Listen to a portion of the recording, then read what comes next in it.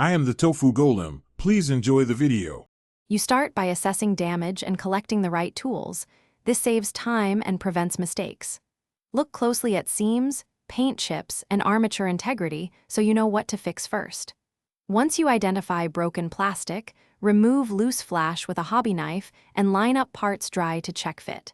Make sure to sort tiny pieces into labeled trays. You'll use sandpaper to prep bonding surfaces and decide whether epoxy or plastic cement fits the material best. You now perform the detailed repairs. Clean joints with isopropyl to ensure adhesion because glue won't hold to oils or dust. When bonding, apply a tiny bead of epoxy or plastic cement. Less is more and align pieces, then clamp or tape in place until cured.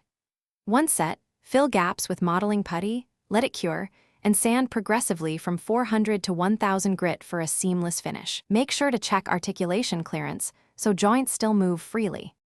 You finish by priming, painting, and sealing the figure so it looks cohesive and lasts.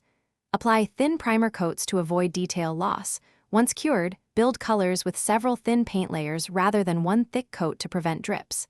After paint dries, seal with a compatible varnish, matte for realism, gloss for shiny parts. Reassemble carefully, test all joints for range of motion, and touch up any chips. If paint flake appears, gently scuff and reapply primer and paint to that area. Thanks for watching. Consider subscribing if we helped you today.